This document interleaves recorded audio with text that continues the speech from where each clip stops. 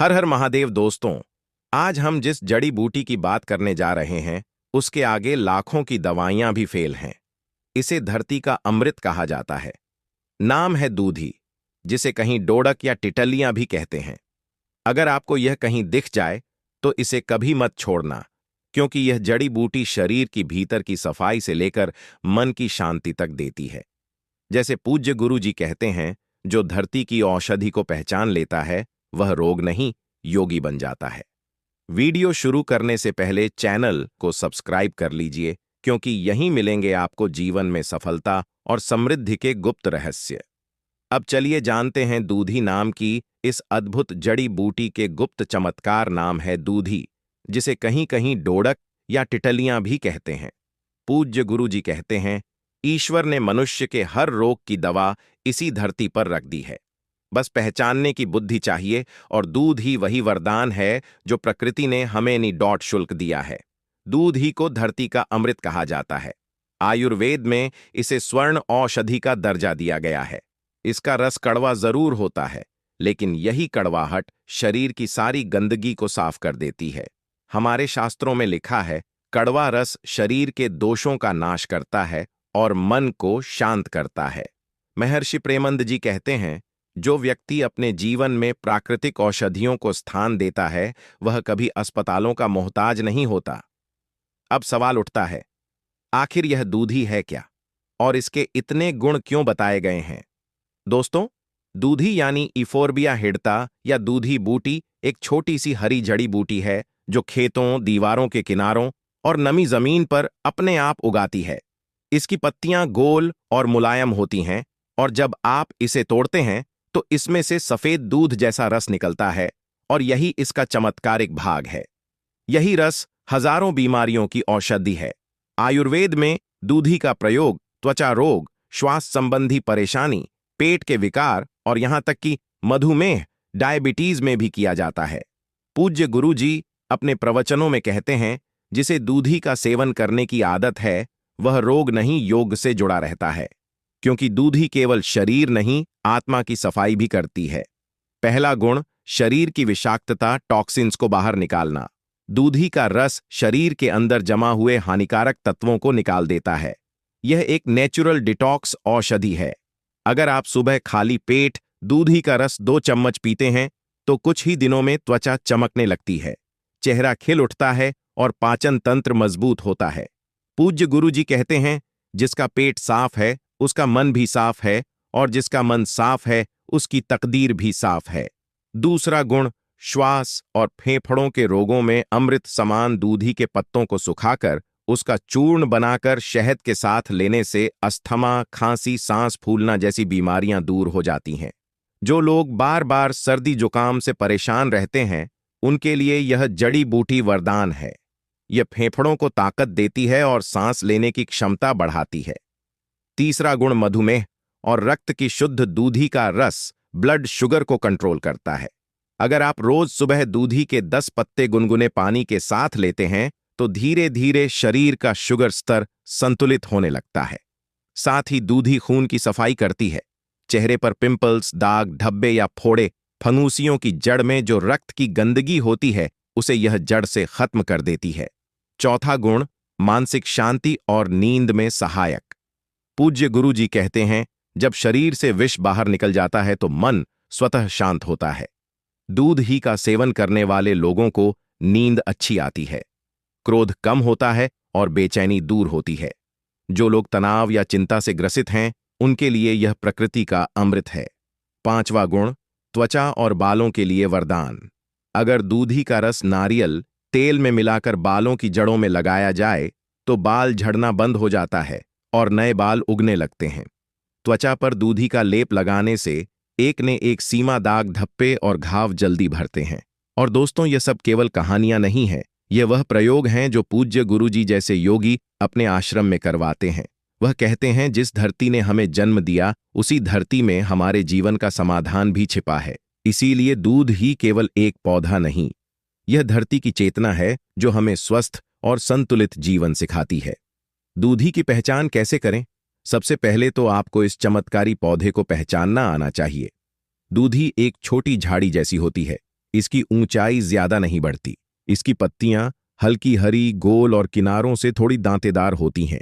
जब आप इसकी डाल या पत्ती तोड़ेंगे तो इसमें से सफेद दूध जैसा रस, यही इसका सबसे कीमती हिस्सा है।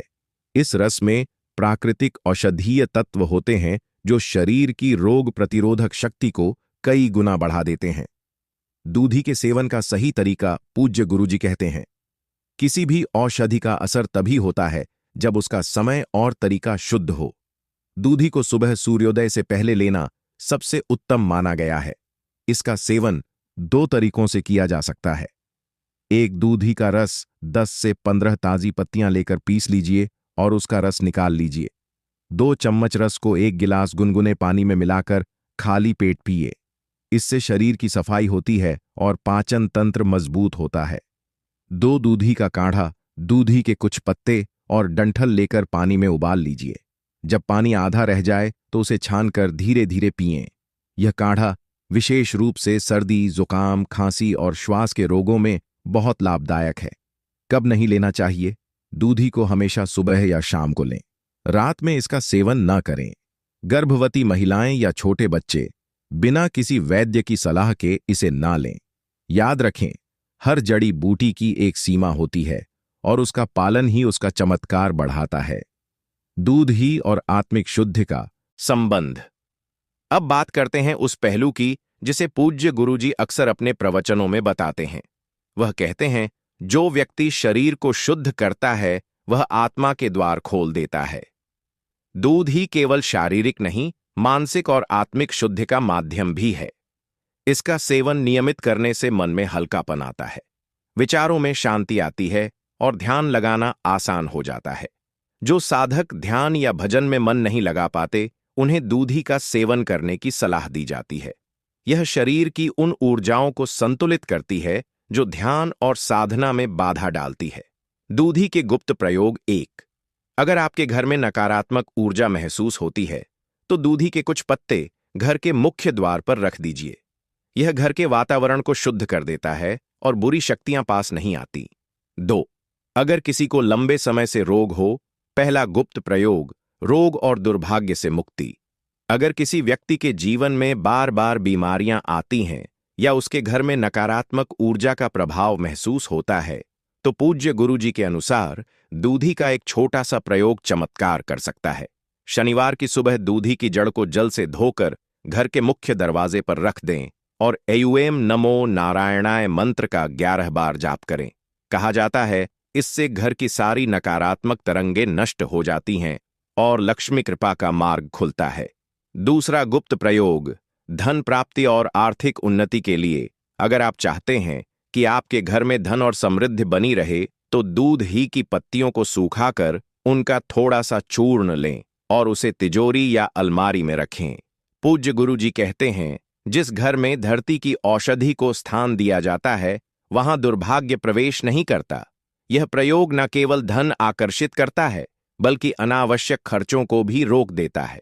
तीसरा गुप्त प्रयोग, मानसिक शांति और ध्यान की गहराई बढ़ाने के लिए दूधी के रस की 2 बूंदें एक दीपक के तेल में मिलाकर हर संध्या समय जलाइए।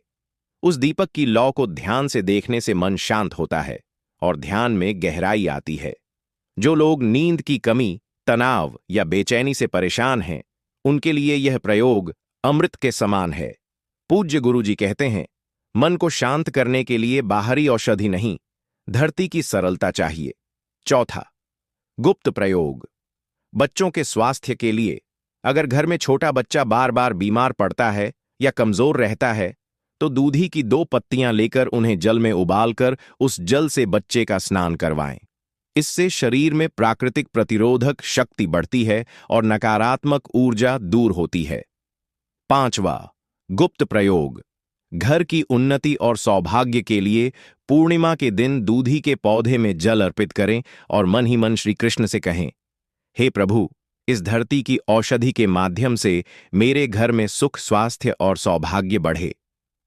इस साधारण सा प्रयोग से घर के वातावरण में सकारात्मक ऊर्जा फैलती है और परिवार के सभी सदस्यों के बीच प्रेम बढ़ता है।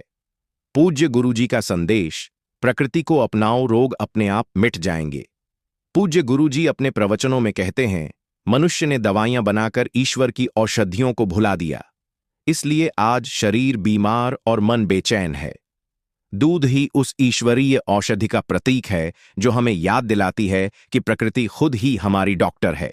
इस पौधे में पृथ्वी, जल, अग्नि, वायु और आकाश पांचों तत्वों का संतुलन होता है।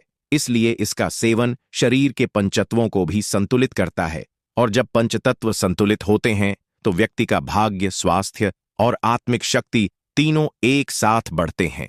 दूधी का आध्यात्मिक रहस्य। दूधी को केवल और मत समझिए, यह एक ऊर्जा वाहक पौधा है।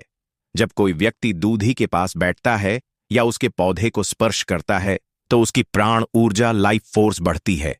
पूज्य गुरुजी कहते हैं, धरती के हर पौधे में भगवान का अंश है, पर दूधी में उनका दया रूप अधिक प्रकट होता है। जो व्यक्ति दूधी के पौधे को नित्य देखता या जल देता है, उसके भीतर से भय, असफलता और अशांति धीरे धीरे मिटने लगती है। धन और सौभाग्य बढ़ाने वाला प्रयोग। पूर्णिमा या गुरुवार के दिन दूधी के 3 ताजे पत्ते लें, उन्हें गंगाजल से धोकर अपने पूजन स्थान पर रखिए। फिर श्री कृष्ण का नाम लेकर AUM श्री हंग क्लीन नमः मंत्र का 108 बार जाप करें। इसके बाद उन पत्तों को किसी तुलसी के पौधे के पास रख दीजिए। इस साधारण से प्रयोग से धन, सुख और शांति आपके जीवन में आने लगते हैं। पूज्य गुरुजी कहते हैं, जहां दूधी और तुलसी का संगम होता है वहां धन का प्रवाह रुक नहीं सकता। आयुर्वेदिक दृष्टि से दूधी का सर्वोत्तम लाभ। आयुर्वेद के अनुसार दूधी में एंटी इन्फ्लामेटरी, एंटीऑक्सीडेंट और एंटीवायरल गुण पाए जाते हैं। यह लीवर की कार्यक्षमता बढ़ाती है, पाचन सुधारती है और ब्लड प्रेशर को नियंत्रित रखती है। अगर किसी व्यक्ति को बार बार थकान, कमजोरी या पेट में भारीपन महसूस होता है तो दूधी का रस सुबह खाली पेट लेना बेहद फायदेमंद है। इसके नियमित सेवन से शरीर हल्का, मन प्रसन्न और चेहरा तेजस्वी बन जाता है। पूज्य गुरुजी कहते हैं, तेजस्वीता का अर्थ केवल चेहरे की चमक नहीं, आत्मा की उज्ज्वलता है।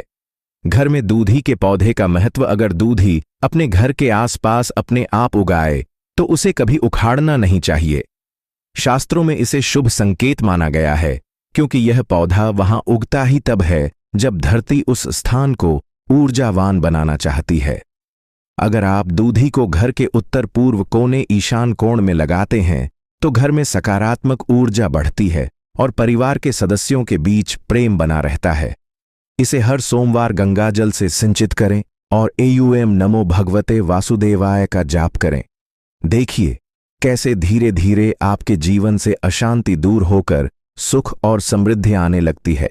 मन और ध्यान के लिए दूधी की साधना विधि। पूज्य गुरुजी बताते हैं कि दूधी से ध्यान कीसा ना बढ़ जाता है, पर यदि यह बाहर बगीचे में घर से कुछ दूर लगा है तो उसका असर उतना तीव्र नहीं होता।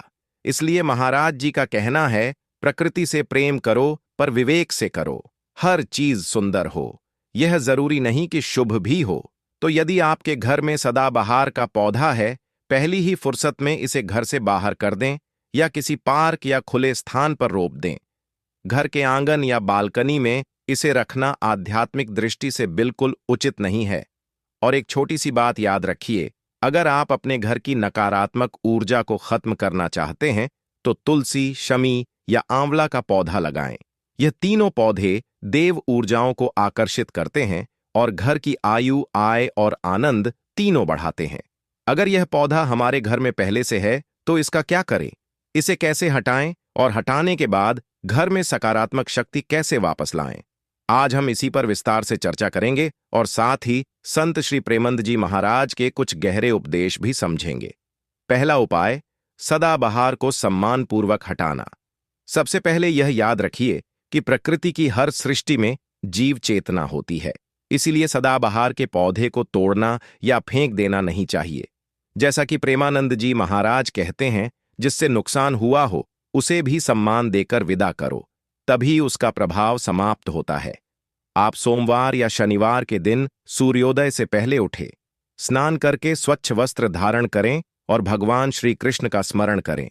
फिर उस पौधे के पास जाएं, हाथ जोड़कर कहें, हे प्रकृति माता, यदि मुझसे अनजाने में कोई गलती हुई हो तो क्षमा करें। नहीं, मैं आपको आपके स्थान यानी धरती माता की गोद में लौट रहा हूं।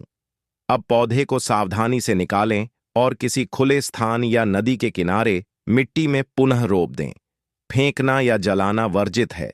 इस प्रक्रिया के बाद अपने घर के मुख्य द्वार पर गंगा जल का छिड़काव करें और धूप दीप प्रज्वलित करें। इससे घर की नकारात्मक ऊर्जा 100% कम हो जाएगी, स्वतः शुद्ध होने लगती है। दूसरा उपाय, तुलसी, शमी या आंवला का पौधा लगाएं। प्रेमानंद जी महाराज ने कहा है, जहां तुलसी होती है वहां पाप प्रवेश नहीं करते। सदाबहार को हटाने के बाद उसी स्थान पर तुलसी का पौधा लगाएं, अवश्य लगाएं। अगर जगह बड़ी है तो शमी या आंवला का पौधा भी लगा सकते हैं। यह पौधे शुक्र, बृहस्पति और सूर्य ग्रहों की ऊर्जा को मजबूत करते हैं, जिससे घर में सुख, सौभाग्य और समृद्धि आती है। तुलसी के पास दीपक जलाने की परंपरा केवल धार्मिक नहीं बल्कि वैज्ञानिक दृष्टि से भी शुद्धकारी है। यह वायु में मौजूद नेगेटिव आयन को खत्म करती है और घर की ऊर्जा को स्थिर रखती है। तीसरा उपाय, महामृत्युंजय मंत्र का जाप। अगर घर में लंबे समय से अशुभ घटनाएं हो रही हैं तो 21 दिन तक प्रतिदिन सुबह महामृत्युंजय मंत्र का 108 बार जाप करें। एयम त्र्यंबकम यजामहे सुगंधिम पुष्टिवर्धनम उर्वकम बंधनान मृत्युमुक्षिमामृतात् बूबाम बुभासी या कुरों की बातची महाराज जी कहते हैं, यह मंत्र मृत्यु के भय को भी परास्त कर देता है। जो व्यक्ति श्रद्धा से इसका जाप करता है उसके चारों ओर अदृश्य सुरक्षा कवच बन जाता है।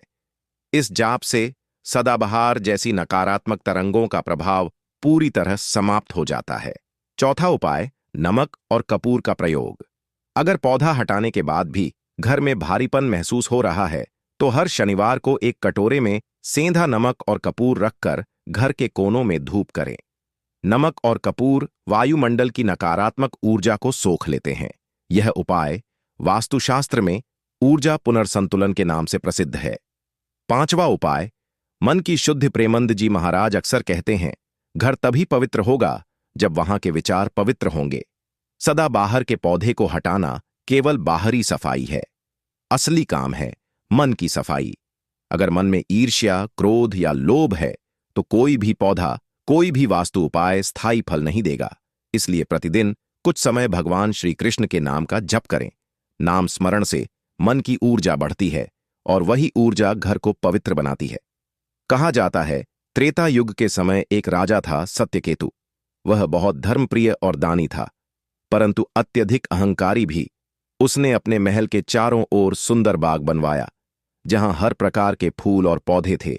एक दिन एक महर्षि उसके दरबार में आए और बोले, राजन, तुम्हारे बगीचे में सुंदरता तो है पर शांति नहीं, क्योंकि तुमने वहां एक ऐसा पौधा लगाया है जो अकाल मृत्यु का कारण बन सकता है। राजा हंसकर बोला, हे मुनिवर, एक पौधा कैसे मृत्यु ला सकता है? महर्षि ने कहा, यह पौधा सदाबहार है, इसमें अपूर्व शक्ति है, परंतु यह देव ऊर्जाओं को ग्रहण नहीं करता। यह केवल भौतिक सौंदर्य का प्रतीक है, और जहां केवल सौंदर्य होता है वहां विनाश भी पीछे नहीं रहता। राजा ने उनकी बात अनसुनी कर दी। कुछ ही महीनों में उसके घर में अजीब घटनाएं होने लगीं। बेटे की तबीयत बिगड़ गई, धन का नाश हुआ और महल में उदासी छा गई। महर्षि फिर आए और बोले, राजन, अब समझो कि जिस चीज में भगवान का वास नहीं वहां शांति कैसे टिकेगी। राजा ने उस पौधे को हटवाया, गंगा जल छिड़क कर तुलसी लगाई और कुछ ही दिनों में उसके घर में फिर से आनंद और समृद्धि लौट आई। इस कथा से हमें यही सीख मिलती है कि हर चीज जो सुंदर दिखती है वह शुभ नहीं होती। प्रकृति में कुछ वस्तुएं आकर्षक होती हैं, परंतु वे ऊर्जा का संतुलन बिगाड़ देती है। सदाबहार का छिपा हुआ रहस्य वैज्ञानिक दृष्टि से भी, सदाबहार का पौधा रात्रि में कार्बन डाइऑक्साइड छोड़ता है और इसकी कुछ किस्मों में विषैले तत्व पाए जाते हैं। वास्तु के अनुसार यह उत्तर पूर्व दिशा की ऊर्जा को अवरुद्ध करता है, जो कि ईश्वर और समृद्धि का स्थान मानी जाती है। इसलिए जब यह पौधा घर में फलने फूलने लगता है तो यह संकेत होता है कि घर की सकारात्मक शक्ति घट रही है। प्रेमानंद जी महाराज कहते हैं, जब घर की आभा मंद पड़ने लगे तो समझो किसी ना किसी रूप में नकारात्मक ना बढ़ जाता है। पर यदि यह बाहर बगीचे में घर से कुछ दूर लगा है तो उसका असर उतना तीव्र नहीं होता। इसलिए महाराज जी का कहना है, प्रकृति से प्रेम करो पर विवेक से करो, हर चीज सुंदर हो। यह जरूरी नहीं कि शुभ भी हो। तो यदि आपके घर में सदाबहार का पौधा है, पहली ही फुर्सत में इसे घर से बाहर कर दें या किसी पार्क या खुले स्थान पर रोप दें। घर के आंगन या बालकनी में इसे रखना आध्यात्मिक दृष्टि से बिल्कुल उचित नहीं है। और एक छोटी सी बात याद रखिए, अगर आप अपने घर की नकारात्मक ऊर्जा को खत्म करना चाहते हैं तो तुलसी, शमी या आंवला का पौधा लगाएं। यह तीनों पौधे देव ऊर्जाओं को आकर्षित करते हैं और घर की आयु, आय और आनंद तीनों बढ़ाते हैं। अगर यह पौधा हमारे घर में पहले से है तो इसका क्या करें, इसे कैसे हटाएं और हटाने के बाद घर में सकारात्मक शक्ति कैसे वापस लाएं? आज हम इसी पर विस्तार से चर्चा करेंगे और साथ ही संत श्री प्रेमंद जी महाराज के कुछ गहरे उपदेश भी समझेंगे। पहला उपाय, सदाबहार को सम्मानपूर्वक हटाना। सबसे पहले यह याद रखिए कि प्रकृति की हर सृष्टि में जीव चेतना होती है, इसलिए सदाबहार के पौधे को तोड़ना या फेंक देना नहीं चाहिए। जैसा कि प्रेमानंद जी महाराज कहते हैं, जिससे नुकसान हुआ हो उसे भी सम्मान देकर विदा करो, तभी उसका प्रभाव समाप्त होता है। आप सोमवार या शनिवार के दिन सूर्योदय से पहले उठे, स्नान करके स्वच्छ वस्त्र धारण करें और भगवान श्री कृष्ण का स्मरण करें। फिर उस पौधे के पास जाएं, हाथ जोड़कर कहें, हे प्रकृति माता, यदि मुझसे अनजाने में कोई गलती हुई हो तो क्षमा करें। नहीं, मैं आपको आपके स्थान यानी धरती माता की गोद में लौट रहा हूं। अब पौधे को सावधानी से निकालें और किसी खुले स्थान या नदी के किनारे मिट्टी में पुनः रोप दें। फेंकना या जलाना वर्जित है। इस प्रक्रिया के बाद अपने घर के मुख्य द्वार पर गंगा जल का छिड़काव करें और धूप दीप प्रज्वलित करें। इससे घर की नकारात्मक ऊर्जा 100% कम हो जाएगी, स्वतः शुद्ध होने लगती है। दूसरा उपाय, तुलसी, शमी या आंवला का पौधा लगाएं। प्रेमानंद जी महाराज ने कहा है, जहां तुलसी होती है वहां पाप प्रवेश नहीं करते। सदाबहार को हटाने के बाद उसी स्थान पर तुलसी का पौधा लगाएं, अवश्य लगाएं। अगर जगह बड़ी है तो शमी या आंवला का पौधा भी लगा सकते हैं। यह पौधे शुक्र, बृहस्पति और सूर्य ग्रहों की ऊर्जा को मजबूत करते हैं, जिससे घर में सुख, सौभाग्य और समृद्धि आती है। तुलसी के पास दीपक जलाने की परंपरा केवल धार्मिक नहीं बल्कि वैज्ञानिक दृष्टि से भी शुद्धकारी है। यह वायु में मौजूद नेगेटिव आयन को खत्म करती है और घर की ऊर्जा को स्थिर रखती है। तीसरा उपाय, महामृत्युंजय मंत्र का जाप। अगर घर में लंबे समय से अशुभ घटनाएं हो रही हैं तो 21 दिन तक प्रतिदिन सुबह महामृत्युंजय मंत्र का 108 बार जाप करें। एयम त्र्यंबकम यजामहे सुगंधिम पुष्टिवर्धनम उर्वकम बंधनान मृत्युमुक्षिमामृतात् बूबाम बुभासी। या कुरों की बातची महाराज जी कहते हैं, यह मंत्र मृत्यु के भय को भी परास्त कर देता है। जो व्यक्ति श्रद्धा से इसका जाप करता है उसके चारों ओर अदृश्य सुरक्षा कवच बन जाता है। इस जाप से सदाबहार जैसी नकारात्मक तरंगों का प्रभाव पूरी तरह समाप्त हो जाता है। चौथा उपाय, नमक और कपूर का प्रयोग। अगर पौधा हटाने के बाद भी घर में भारीपन महसूस हो रहा है तो हर शनिवार को एक कटोरे में सेंधा नमक और कपूर रखकर घर के कोनों में धूप करें। नमक और कपूर वायुमंडल की नकारात्मक ऊर्जा को सोख लेते हैं। यह उपाय वास्तुशास्त्र में ऊर्जा पुनर्संतुलन के नाम से प्रसिद्ध है। पांचवा उपाय, मन की शुद्धि। प्रेमंद जी महाराज अक्सर कहते हैं, घर तभी पवित्र होगा जब वहां के विचार पवित्र होंगे। सदाबहार के पौधे को हटाना केवल बाहरी सफाई है, असली काम है मन की सफाई। अगर मन में ईर्ष्या, क्रोध या लोभ है तो कोई भी पौधा, कोई भी वास्तु उपाय स्थायी फल नहीं देगा।